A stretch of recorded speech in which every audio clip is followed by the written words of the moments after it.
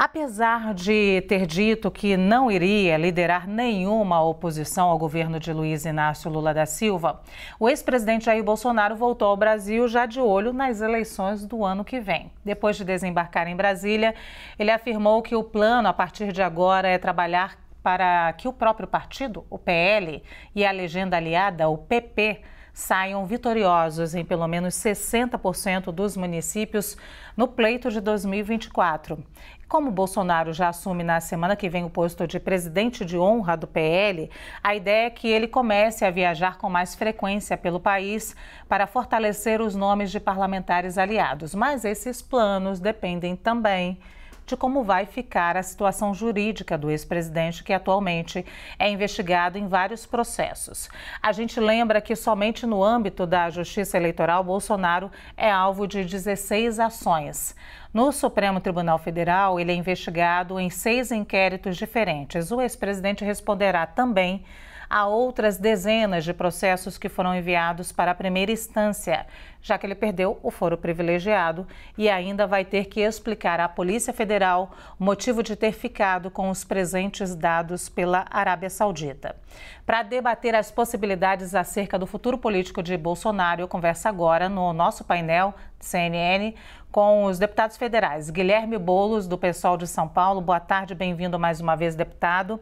E Ricardo Salles, do PL, também de São Paulo. Boa tarde, bem-vindo mais uma vez, deputado. Eu vou começar pelo deputado Ricardo Salles, porque, deputado, a gente viu aí a negativa do ex-presidente Jair Bolsonaro de liderar uma oposição, pelo menos nesse primeiro momento, mas a gente não pode negar o capital político do ex-presidente. Ele vai ou não, na sua opinião, liderar a oposição?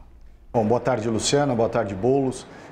Ele é o grande líder da oposição, ele personifica, ele é o grande representante da oposição, da direita, dos liberais, dos conservadores. E, portanto, ainda que não seja no dia a dia, em questões do cotidiano, temas do parlamento, que realmente não cabe ao ex-presidente Bolsonaro entrar em cada um desses assuntos individualmente, a oposição, né, é representada por ele. Os temas, especificamente, são aqueles que são debatidos no Congresso Nacional. Para isso, tanto deputados quanto senadores que representam a oposição farão essa oposição, como já estão fazendo, no dia a dia parlamentar.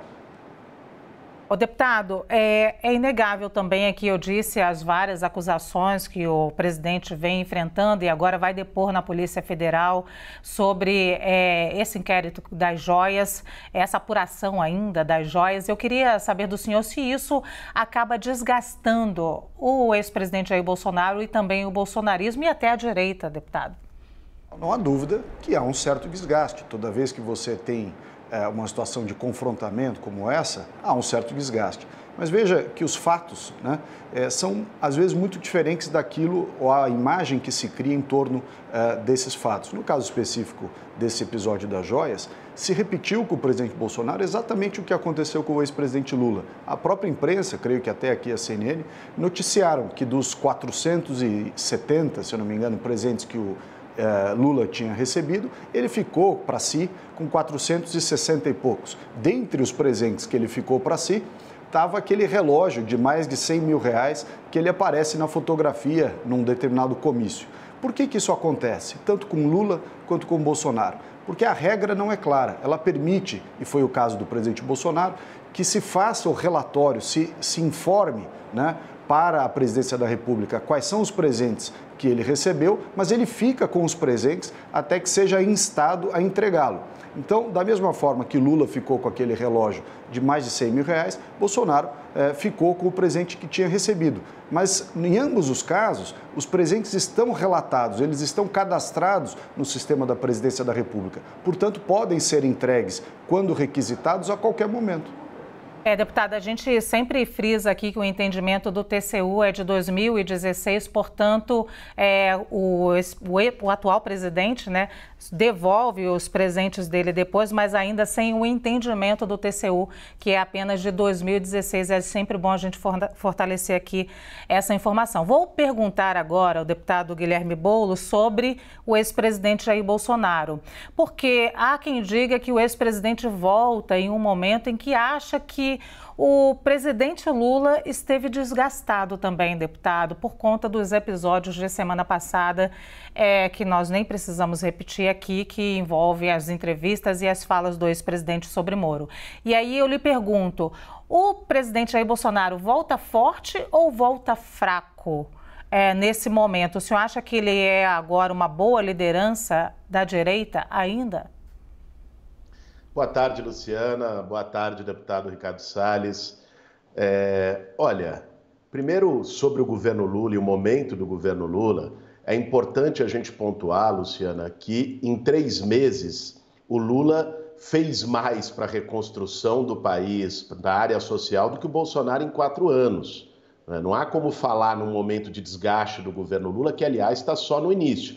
Mas mesmo estando só no início, já retomou o Bolsa Família, já retomou Minha Casa Minha Vida, já fez o primeiro aumento real de salário mínimo dos últimos 5, 6 anos. Ou seja, há realizações e entregas que o governo começa a apresentar. Agora, sobre a situação do Bolsonaro, veja bem, eu acho que a recepção dele ontem em Brasília foi uma caricatura do desgaste político que ele acumulou desde que saiu da presidência da República. Eu não vou dizer que o Bolsonaro está morto politicamente, isso seria equivocado, seria uma hipérbole, até porque ele teve 58 milhões de votos, teve uma votação expressiva há poucos meses atrás para a presidência da República, é ex-presidente da República.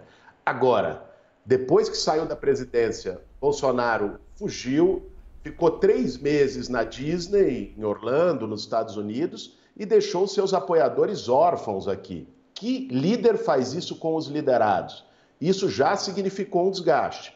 Nesse meio tempo, nós tivemos também o caso das joias a que você se referiu, que eu acho que não há uma isonomia, uma analogia possível entre os presentes que o Bolsonaro recebeu e aquilo que aconteceu no governo Lula, justamente pelo que você lembrou, porque o entendimento do TCU é posterior à saída do Lula da presidência e o Bolsonaro deveria segui-lo. Mas eu acrescento uma outra coisa sobre esse tema das joias.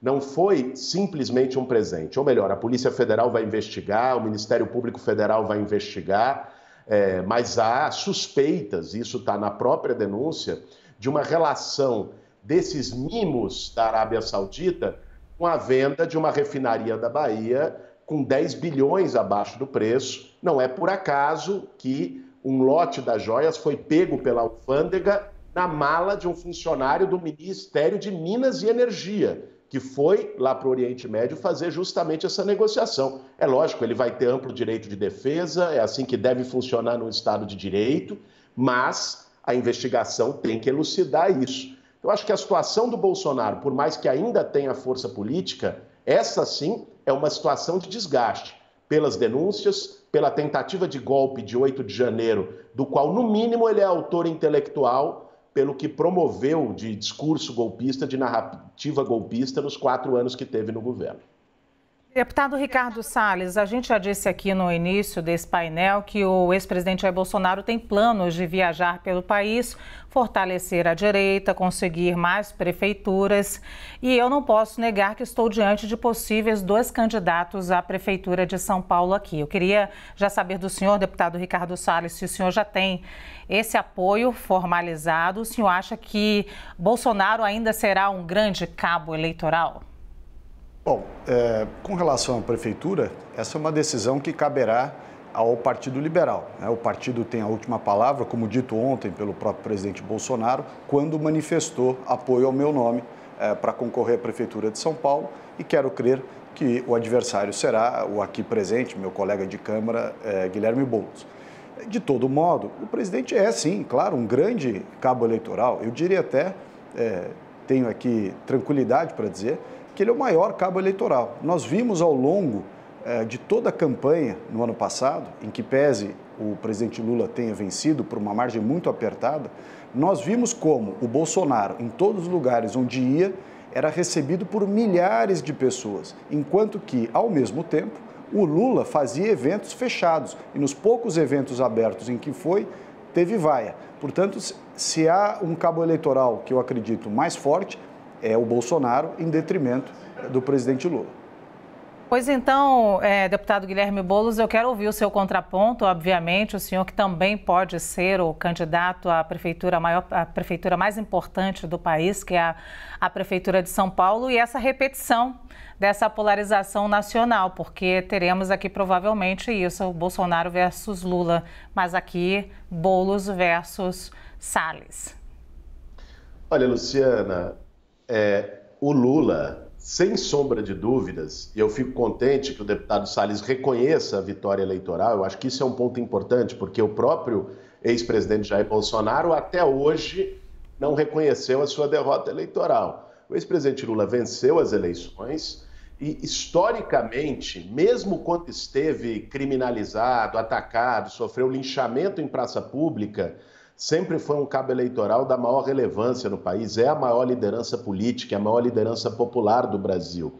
Eu acho que o presidente Lula vai ter um papel-chave nas eleições municipais do ano que vem, que terão também um aspecto nacional. É lógico que seja aqui em São Paulo ou em qualquer outra cidade do Brasil, você vai discutir os problemas da cidade. Aqui em São Paulo, em particular, essa discussão vai ser extensa porque a cidade está num estado de abandono desde a zeladoria até as políticas sociais, a situação do centro de São Paulo, enfim, nós vamos ter oportunidade para debater essas questões. Mas, para além dos temas municipais, dos temas urbanos, a eleição vai ter um aspecto nacional. Então, é natural que você tenha uma polarização, uma repetição de polarizações que aconteceram em 2022, também em 2024, sobretudo nas grandes capitais brasileiras. Agora, vamos lembrar que o Bolsonaro, quando era presidente da República, estava numa situação bem melhor do que está hoje, em 2020, não foi um cabo eleitoral eficiente. Ele apoiou o Celso Russomano aqui em São Paulo. O Celso Russomano ficou em 4º lugar aqui em São Paulo, né? Ele não conseguiu eleger praticamente nenhum prefeito da sua predileção nas maiores capitais do Brasil. Então, é verdade, o bolsonarismo preserva uma força, né? Isso ninguém vai negar, mas como cabo eleitoral para pautar, sobretudo em São Paulo, eu tenho muitas dúvidas se terá essa relevância toda, até porque a cidade de São Paulo deixou um recado, diferente do estado de São Paulo, mas nas eleições de outubro do ano passado, o mais votado para o governo do estado aqui foi o Fernando Haddad, com 54% dos votos no segundo turno, na capital, e para a presidência da República foi o Lula. A capital tem esse elemento mais progressista do que o conjunto do estado. Eu ouso dizer que começamos a corrida eleitoral para a Prefeitura de São Paulo aqui agora, no Visão CNN, com os 2 candidatos principais, possíveis candidatos. Deputado Ricardo Salles, eu queria lhe perguntar o seguinte, a gente está vendo aí toda uma mobilização de atores de direita, e aí a gente pode falar de vários nomes, desde o governador do estado de São Paulo, Tarcísio de Freitas, para fortalecimento de nomes para 2026. A gente está vendo Romeu Zema, Sérgio Moro, vários nomes de direita e de centro-direita, mas também dentro do PL, apesar de negar que o ex-presidente Jair Bolsonaro possa ficar inelegível, a gente vê aí uns nomes sendo ventilados. Michele Bolsonaro, Eduardo Bolsonaro para 2026.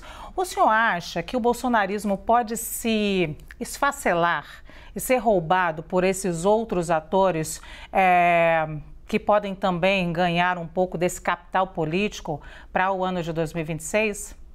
Veja, o presidente Bolsonaro teve um mérito muito grande em se eleger em 2018, defendendo de maneira muito clara e objetiva conceitos da visão conservadora da sociedade, uma visão liberal na economia, que é o que deu certo nos principais países do planeta, e uma visão politicamente ou assumidamente de direita.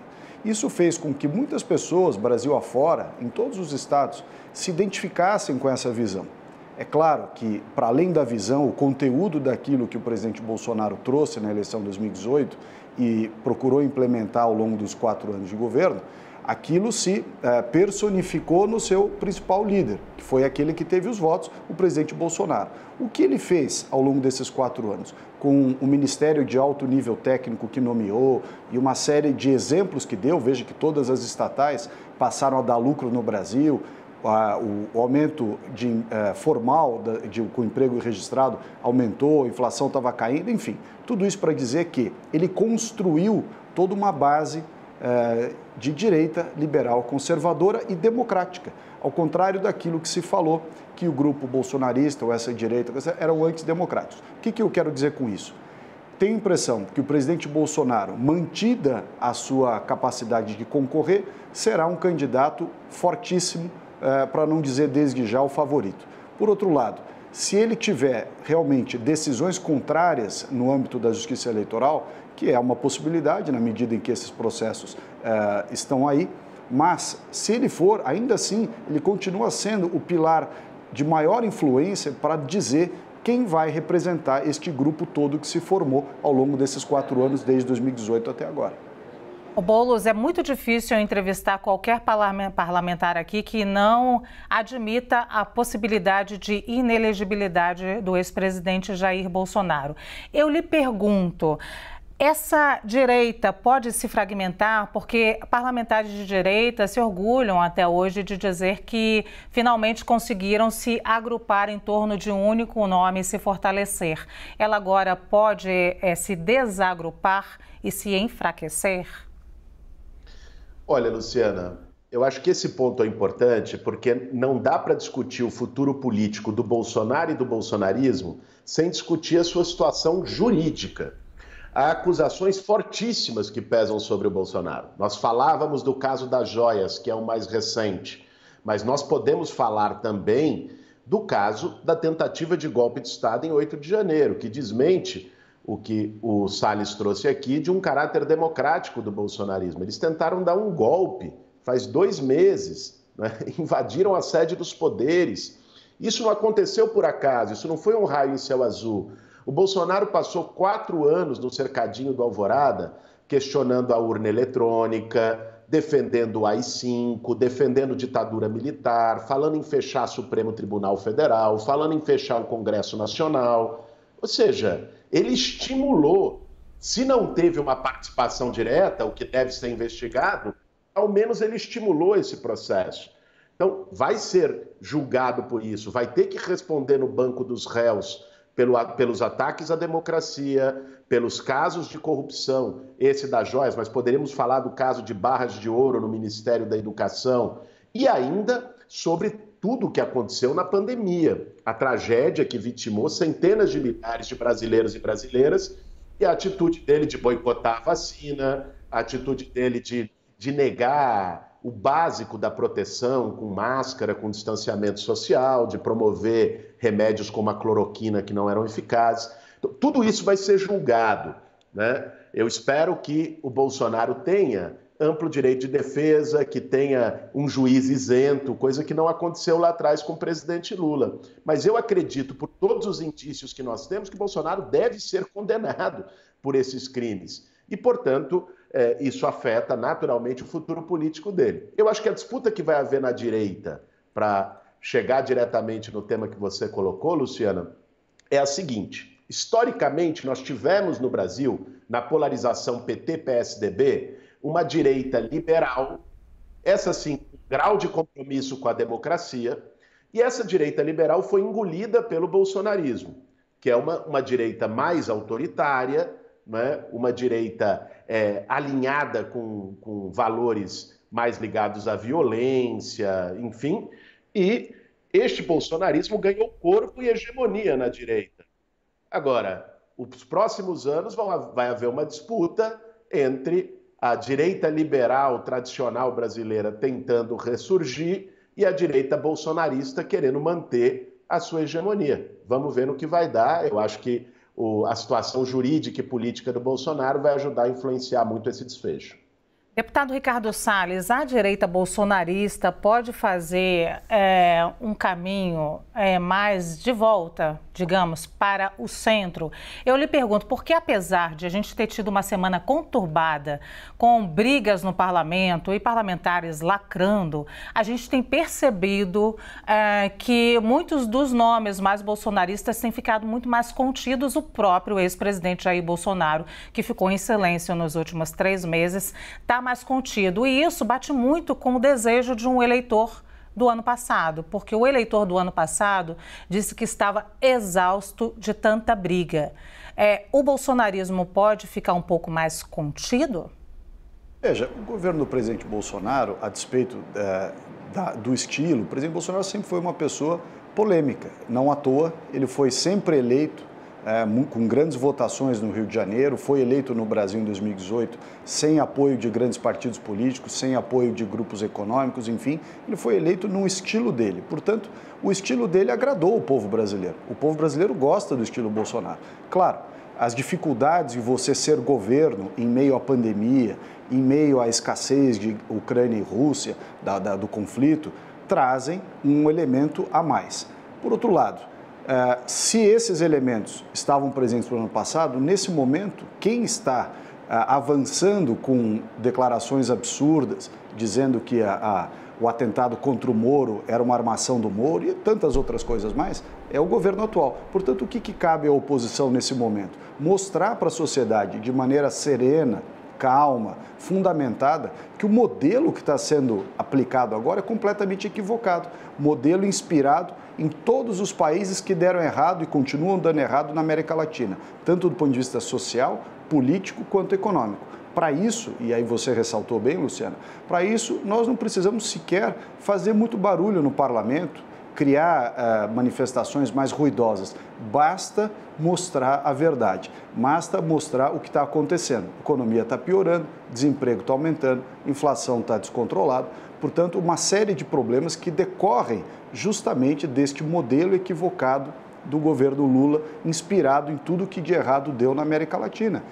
Isso é o que a gente quer mostrar, né? E você fez uma pergunta correta, que é se o bolsonarismo, né, os bolsonaristas, a direita, enfim, os conservadores, os liberais, e aqui coloco um ponto que o meu colega Boulos citou, os liberais fazem parte do nosso grupo.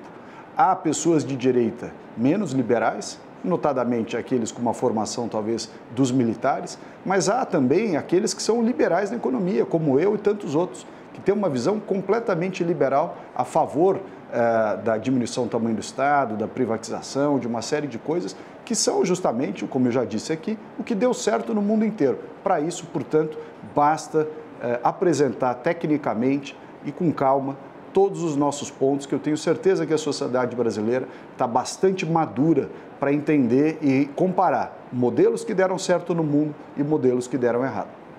Boulos, você acredita em um bolsonarismo mais contido? E vou pegar a pergunta aqui do Ricardo Salles, quando diz que a esquerda está barulhenta. A esquerda está barulhenta? Olha, o que a gente tem visto, basta olhar o dia a dia do Congresso Nacional, o Salles sabe disso, é uma tentativa de lacração vinda de setores bolsonaristas, né? Sabe, alguns deputados lá que acabam usando o plenário do Congresso Nacional, o seu espaço, para fazer vídeo de TikTok, com todo respeito, né? As pessoas podem, eu também tenho conta na rede social, todos nós temos contas na rede social, mas é preciso valorizar e respeitar o trabalho legislativo pelo qual o povo brasileiro paga, e aliás paga caro. Agora, em relação ao tema do liberalismo, se me permite, Luciana, fazer um comentário, o que o governo Lula está seguindo não é nenhum modelo que deu errado, e sequer um modelo, nesse caso, latino-americano. Você ter uma política anticíclica num momento de crise e de recessão e buscar ampliar investimento público é o que o Biden está fazendo nos Estados Unidos com o pacote dele. É o que a União Europeia fez no período final da pandemia, né? Isso é o básico, né? Aliás, sequer é uma doutrina de esquerda, é uma doutrina que vem do keynesianismo e não surgiu na América Latina. Surgiu com Roosevelt nos Estados Unidos na resposta da crise de 29. Então, o que não se pode é fazer caricaturas, porque aí começa uma coisa, tudo que é privado funciona, tudo que é público é ineficiente. Vão fazer uma defesa, como o Paulo Guedes falou no governo Bolsonaro, tem que privatizar tudo. Vamos voltar para São Paulo, que eu acho que o Salles também está olhando para a cidade. Acabaram de privatizar o serviço funerário em São Paulo. Aumentou o custo em 400%, piorou a qualidade do serviço. A população de São Paulo está revoltada com isso. Funcionou? Não. Privatizaram as linhas da CPTM no estado de São Paulo. Toda semana acontece descarrilamento, acidentes de trens, já está sendo questionado amplamente pelo Ministério Público. Então, essa visão maniqueísta de que privatização é o moderno e funciona, e tudo que é público não funciona, não tem base na realidade. E eu espero que o Salles, se for candidato a prefeito de São Paulo, consiga defender isso para os eleitores, que as privatizações feitas aqui de serviços funcionaram e a situação está muito boa. O debate precisa ser feito, mas do ponto de vista, aí sim, justamente dos modelos que deram certo.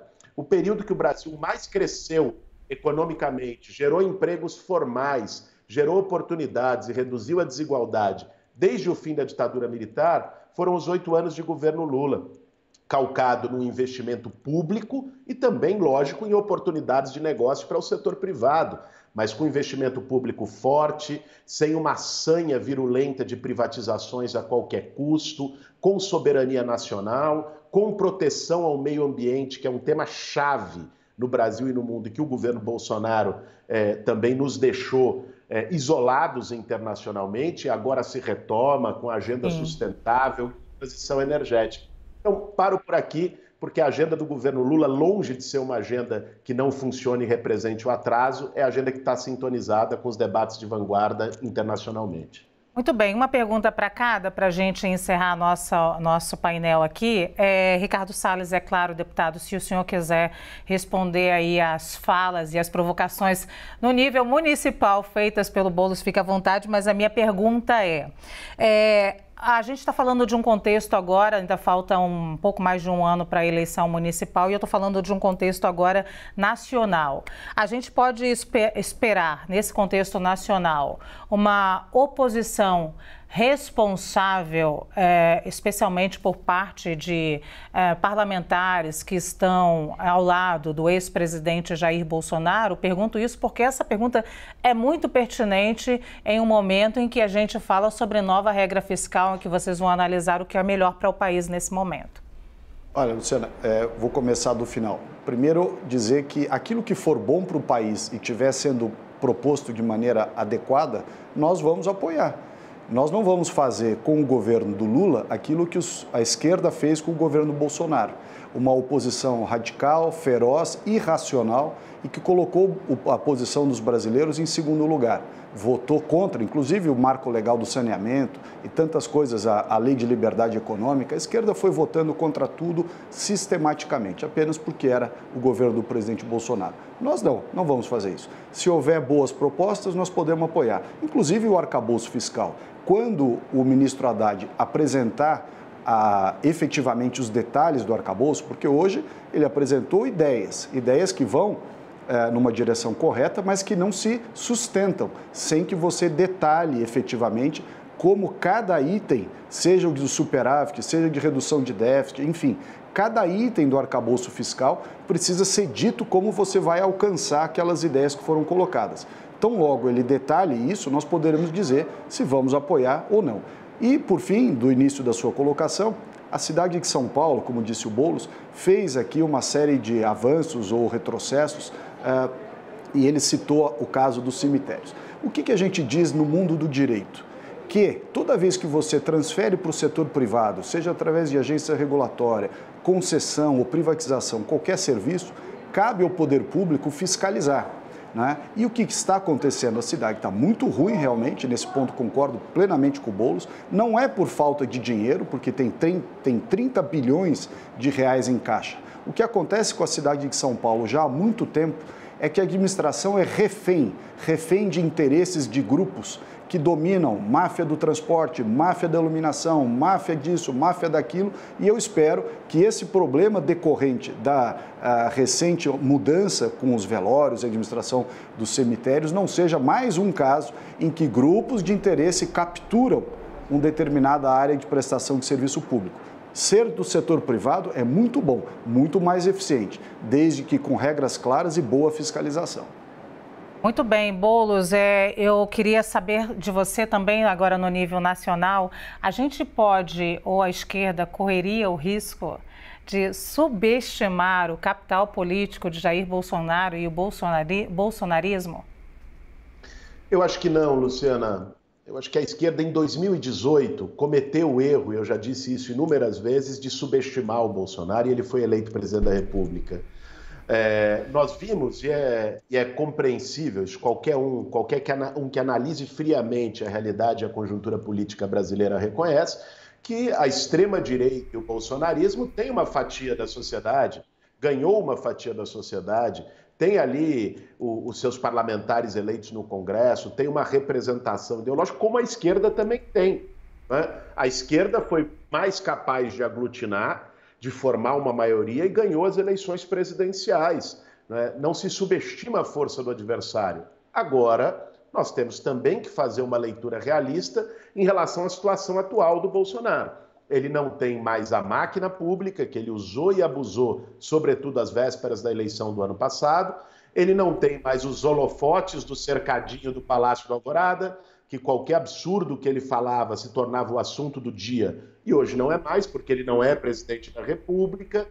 E ele tem um desgaste, porque as investigações que ele blindou contra ele enquanto presidente, com a Procuradoria-Geral da República, Augusto Aras, fazendo trocas totalmente injustificáveis na Polícia Federal, essas blindagens, sigilo de 100 anos, ele não tem mais e, portanto, vai ter que responder em primeira instância sobre todas as acusações que pesam contra ele. Então, naturalmente, isso coloca ele numa outra situação do que teve nos últimos 4 anos. E o governo Lula dando certo, eu tenho muita confiança que vai dar certo, já começou bem, relançando programas sociais no caminho certo, vai fazer com que a popularidade do governo, do presidente, do projeto de esquerda aumente no país e que a oposição bolsonarista fique localizada aí num setor minoritário, ruidoso, porém minoritário. Olha, antes de agradecer e encerrar esse painel, eu me sinto aqui na obrigação de falar que qualquer dia desses eu tenho aqui, já fica o convite para o prefeito Ricardo Nunes, porque a gente falou muito da administração municipal aqui e ele não estava presente até para se defender. Muito obrigada, então, aos deputados federais Guilherme Boulos, do PSOL de São Paulo, e Ricardo Salles, do PL, também de São Paulo, por esse painel de altíssimo nível, do jeito que a gente gosta. Obrigada. Obrigado, Luciano.